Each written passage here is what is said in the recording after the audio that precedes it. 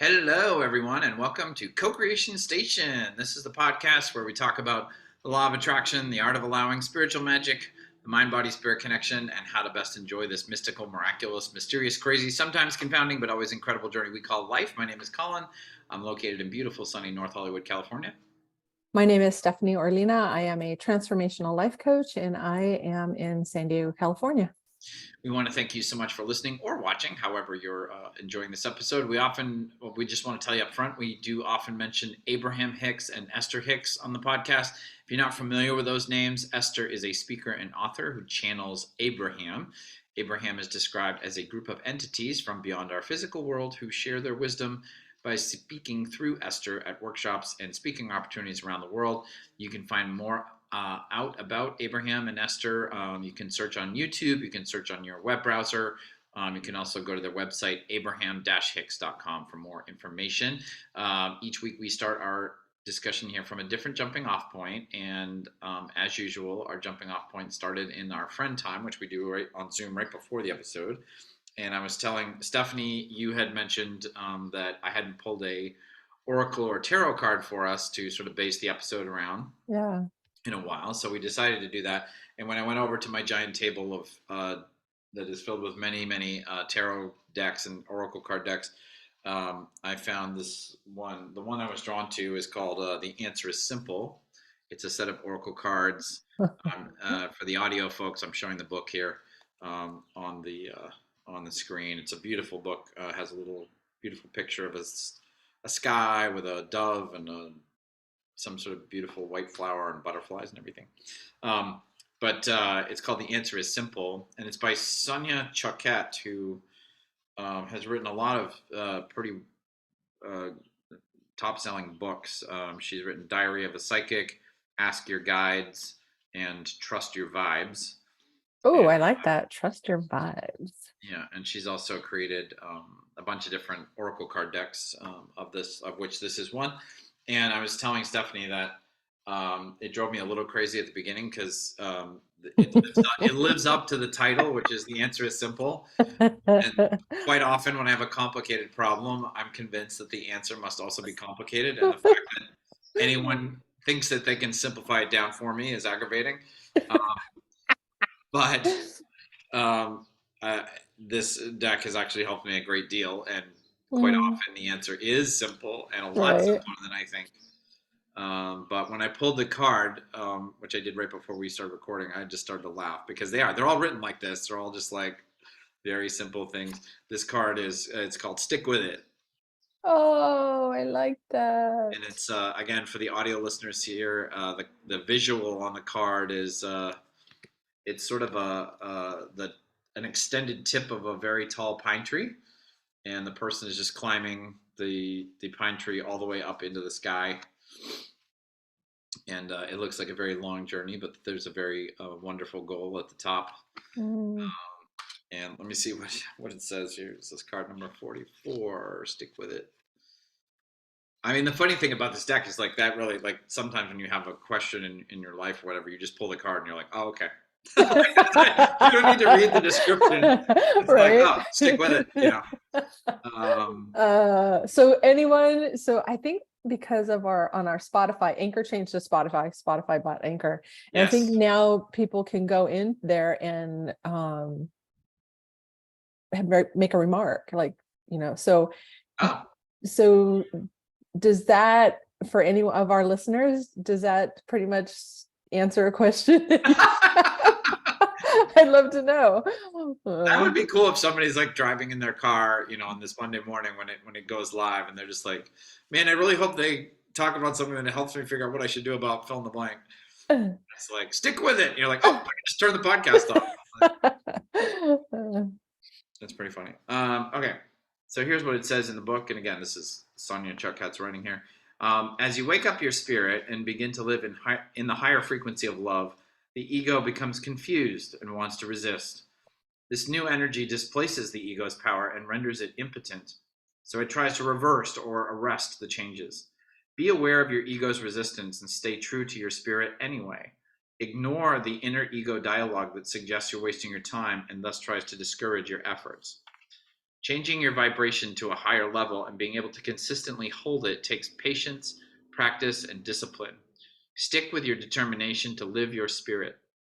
Remain faithful to what you love, what you believe in, and what reflects your authentic self. Although you may not see instant results, you can feel the change within your cells as you bring more light and love to your being. Stick with your higher intentions, and soon you'll witness the effects in your world. That was beautiful. It's really good. I think sometimes, like, Very wise. yeah, the reason um, that sometimes simple answers aggravate me is because there's kind of this like chaos churning in my mind, sometimes between two or three different options, or just like a situation where I don't know what to do. Like I need to do something. It seems like I need to do something, like take decisive action, and I don't know what to do. And a simple answer sometimes feels inadequate. It's like, well, this Right. situation in my Yeah. head is so big, it can't possibly just be like Yeah. stick with it. Yeah. Yeah. But Or let go.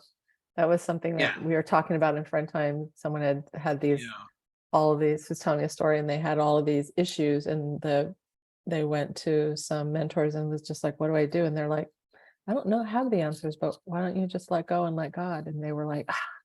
And a month later they came back and they're like, you know what, those issues, those 5 issues, they're okay now. And I yeah. did like just be. So, Stephanie, is there something in your life where there's like a question of what to do, and the answer is stick with it?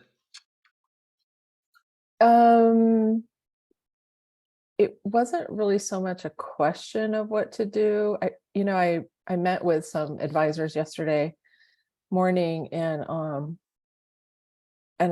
we were talking about, having a phone interview with someone about a possible position. And as I also, build my coaching business, continue to build my coaching business. And it was all about, they talked about, stepping into this energy of who I really am, and having it go from my head to my heart. And so I was kind of ruminating over all that yesterday. And then I had this really incredible dream. And I woke up this morning multiple times to use the restroom before I actually woke up. And I had this thought of like, oh, interview life coaches who are 6-figure life coaches. And so I wrote the, note down, and I went back to bed. And so I think for me, stick with it is like, just keep moving forward. Just keep moving forward. Do the next indicated thing. Because I'm currently not a 6-figure woman with my business. However, I know that I am energetic, like it's inevitable. And so that is just, like, stick with it. Yeah, you are where you are. And what she wrote in there for that page, for that card, about it taking practice. What'd she say? Practice, discipline, and something else. And I remember I thought of this past week, of this memory came to me when I had my personal assistant business. This was, gosh, over 15 years ago, I believe. Patience is the word. Patience. Okay. And I was listening to Abraham, and I wanted these certain things in my life, and I would listen to them and I'd practice it for a day, 2 days. And then I'd get frustrated. This doesn't work, blah, blah, blah. And I kept doing that multiple times. And then it wasn't until several years later, and I've told you all this story, that I had this personal assistant customer who was just so hard to work for. And I started listening to Abraham a lot. And in that 9-month period, I totally shifted. Like there was just a huge shift within me, because I just started listening to them a lot. I started practicing. I started listening to music when I was at work. It made me feel better. And then I eventually started using it with my coaching clients, and they started shifting. And so it's that whole practice thing. And when I think back, of when I first started coaching and what I was charging clients and what I was doing, and then to today, and how I run my coaching business, and how I've just really honed my craft. I'm like, I never, ever would have thought back then that this would be possible. And so again, I feel like I'm in a different stage and growing into who I really am, because back there I didn't even know that who I'd be today. So yeah, I think stick with it is, yeah, you know. I think the important thing for me with that stick with it message is what we were talking about in friend time beforehand, which is determination or sticking with a commitment, or sticking with something that you're not even necessarily like commitment, but just continuing to do something you enjoy or you're passionate about.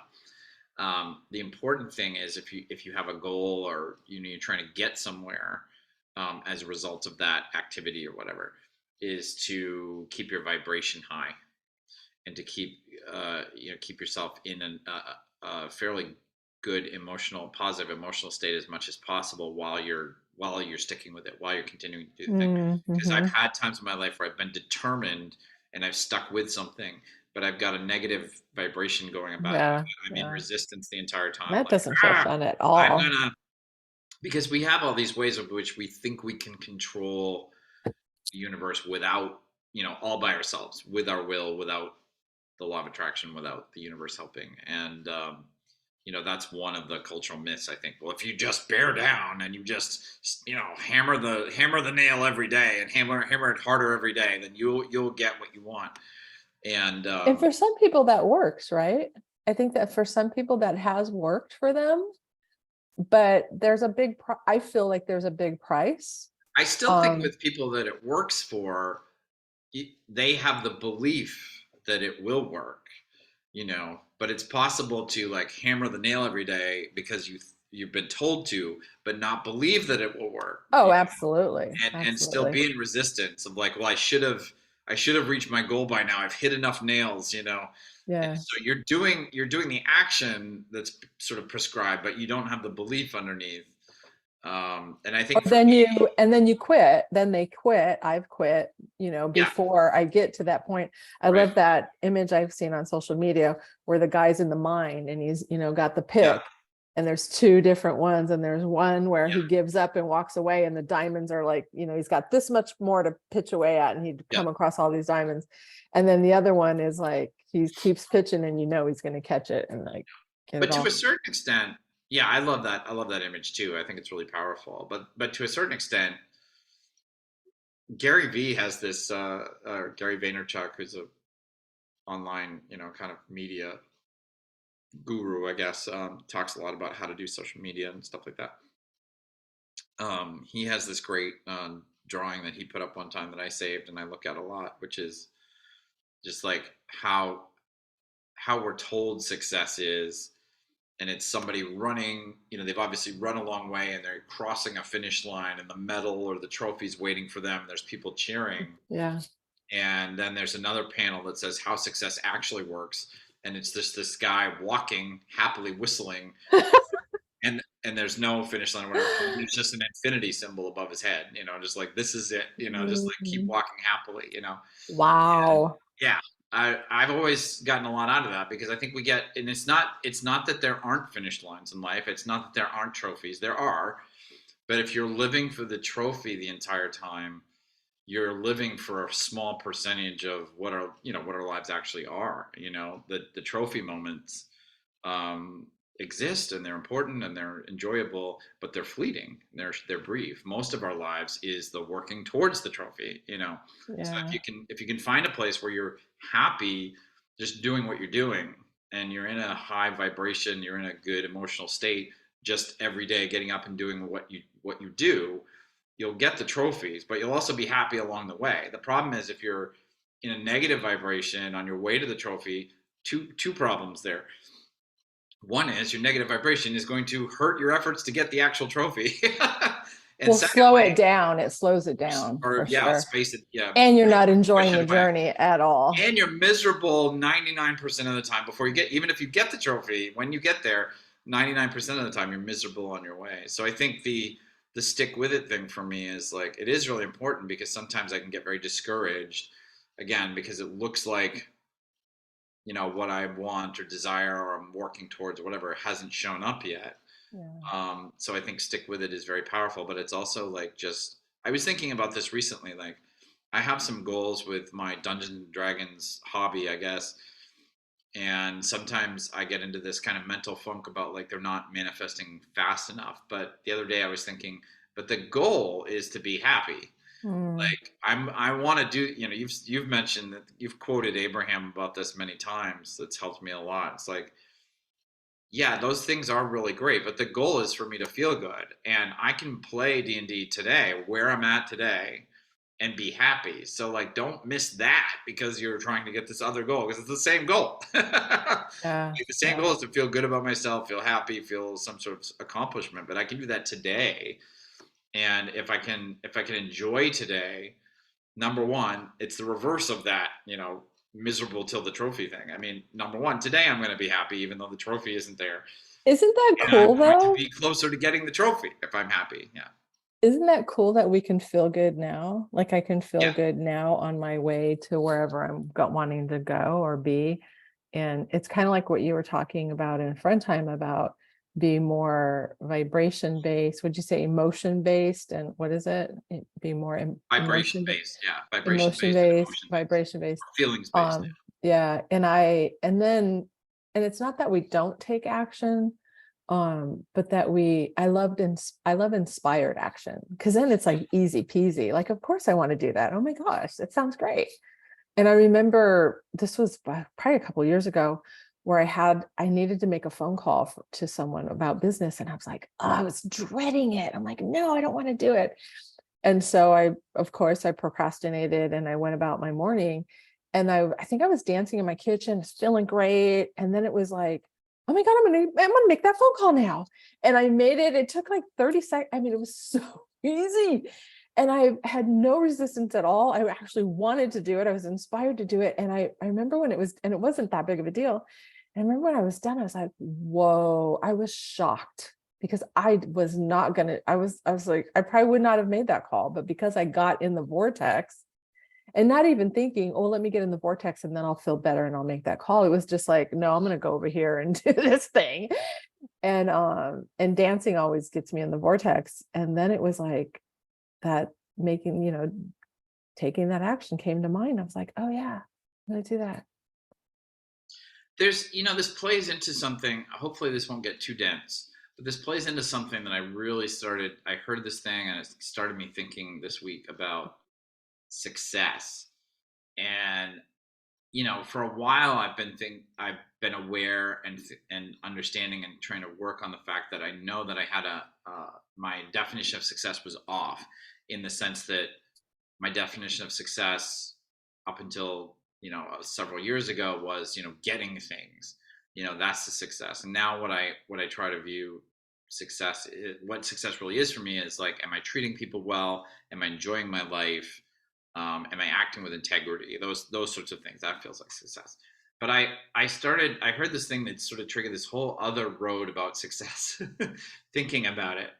And this other road is that like we're we're even further off in our understanding of success. And if I can try to explain it, what it means is if you think about anybody that's been successful at anything, part of the illusion, if you think about big stories, of success, the illusion is that one person,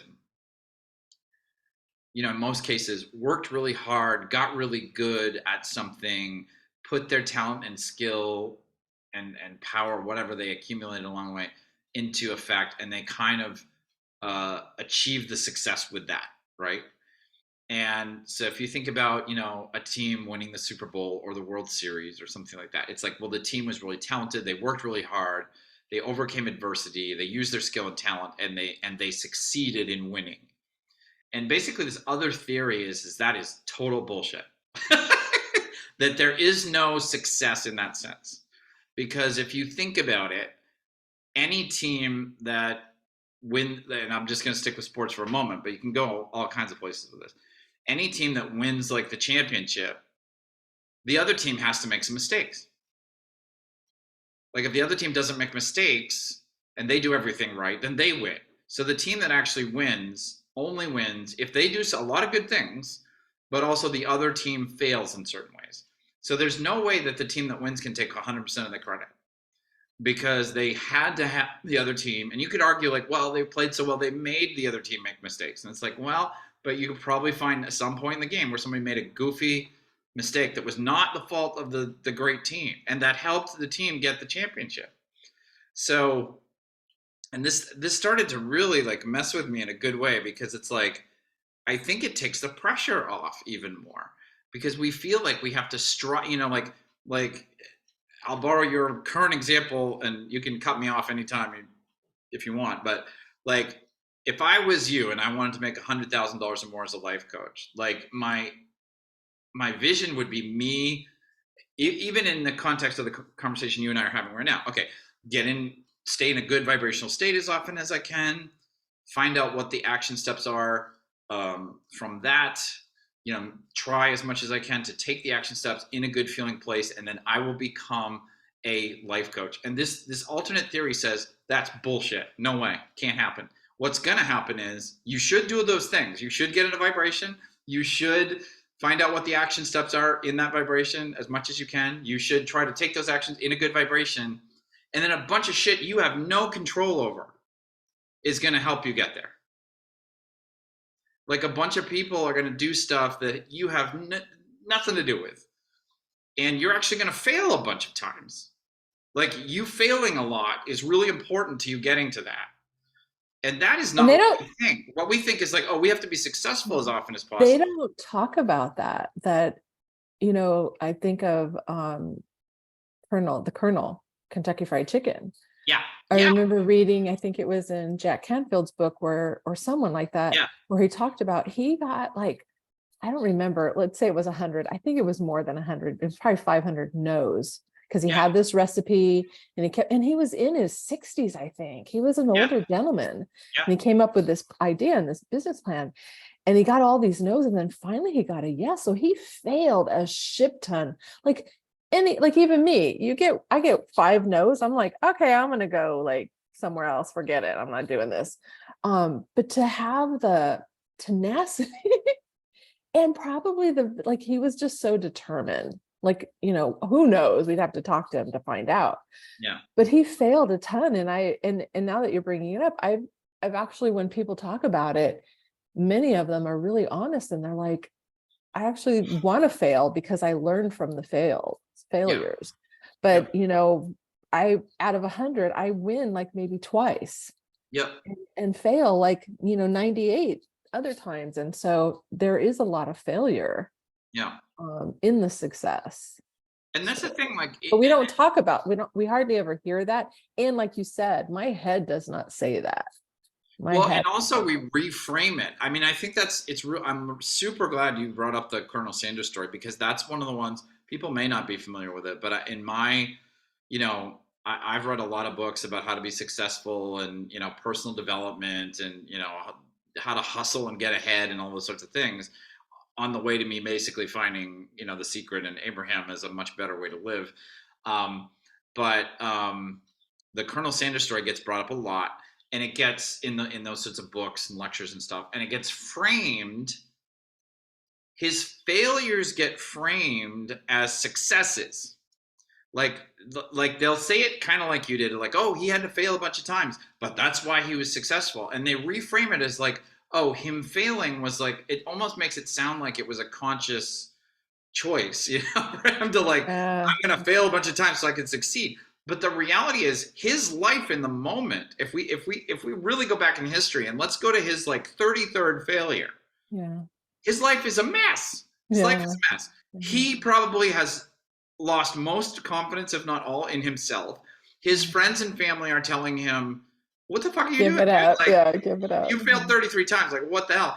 I mean, and none of them know there's another 27 ahead. Like, it's a disaster. Like, his life is a disaster.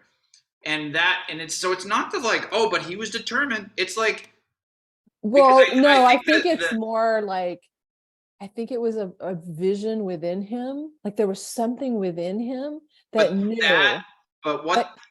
Wanted it. And so he didn't give up. But that's where the lie is. That's where the lie is, because of course he gave up.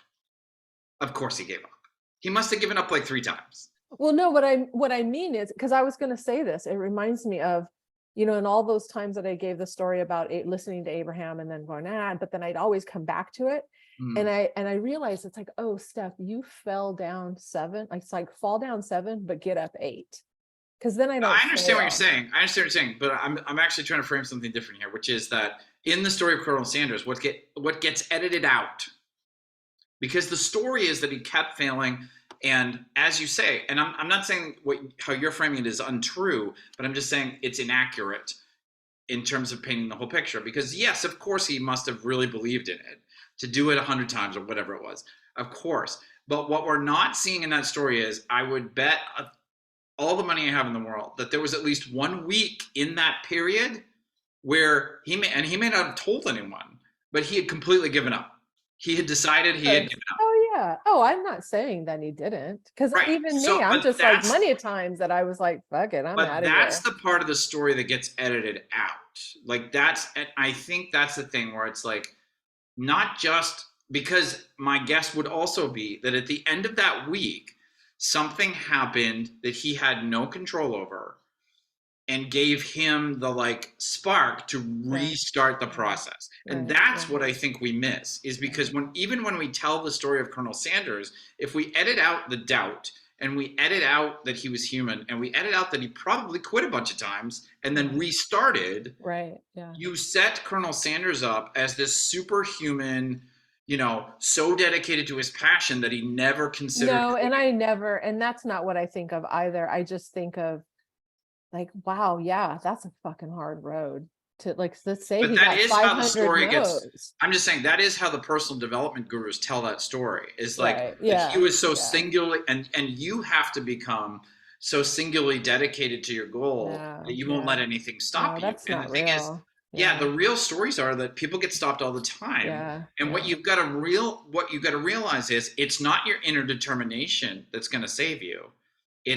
It's the universe and weird shit you can't control that's going to save you.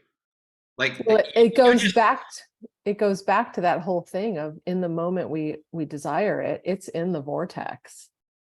And if Yes, there's which is this which, calling yeah, for it, there's this yearning. I always say, because that was the thing that led me to eventually coaching, was this innate desire to feel better when I was in my 20s. And so I got into personal growth and self-help. I started seeing a therapist, and and I'm thankful that I had that, because I see other people in my family of origin, and I'm just like, yeah, that would have been me. And I was a walking dead at one point, and I would have probably, I just would have been dead, because I couldn't live like that, in that pain and in that. And so I had this innate desire to feel better. And so I was searching and kept searching, and I'd read these books and put them to use, things that I liked, that I learned.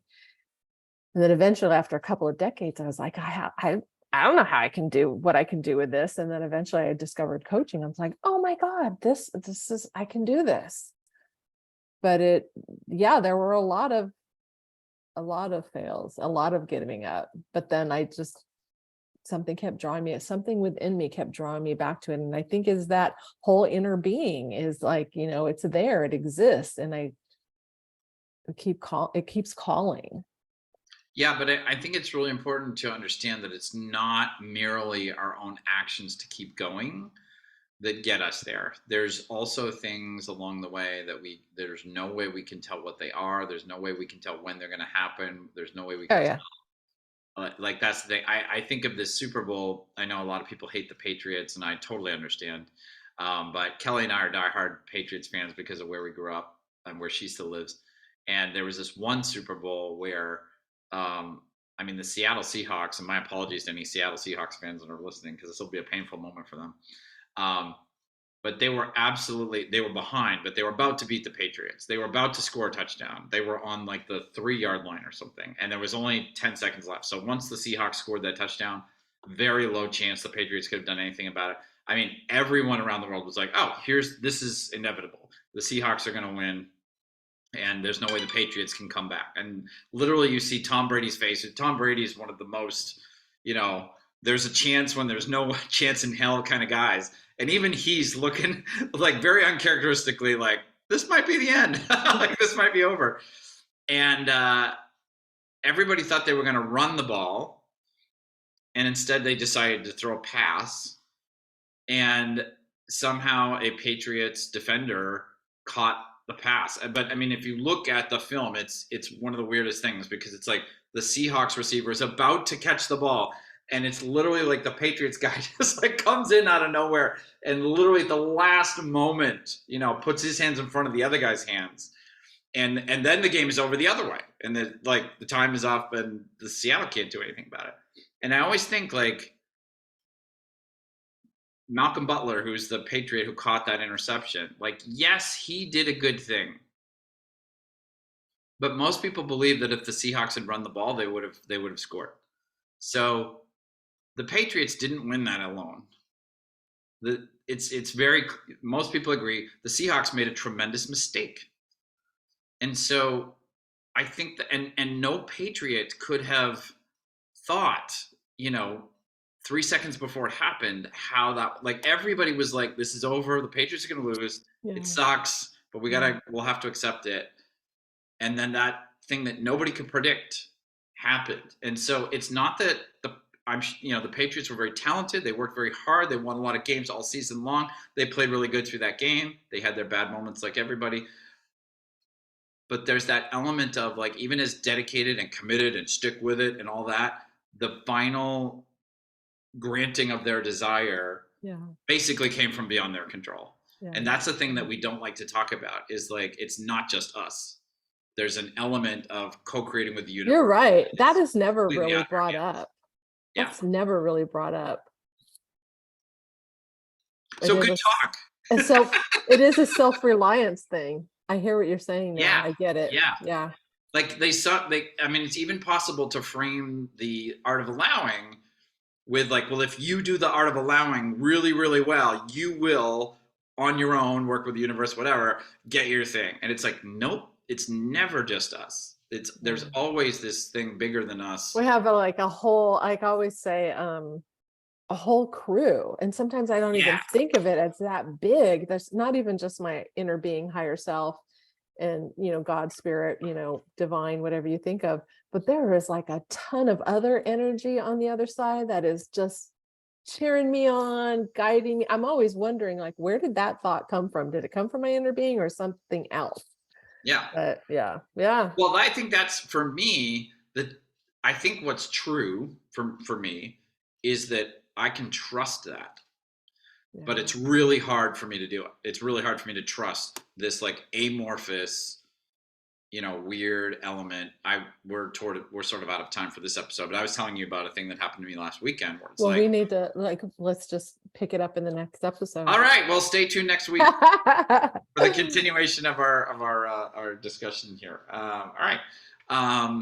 Sorry to leave you on a cliffhanger, but tune in next Monday and you'll hear the rest of it. But we are so happy and grateful that you've joined us here today, whether you listened to us or watched us and listened to us on YouTube. We appreciate it. Remember, at this time, I'm sure you're acutely aware now, we are posting a brand new episode for you every single Monday morning. We truly appreciate you doing whatever your platform allows you to do to support us. All our links and our email address are down in the doodly-doo and the YouTube version below. And we wish you a happy and abundant week. And we look forward to you joining us again on the continuation of this discussion on the next episode of Co-Creation Station. Have a great week, everybody. Bye.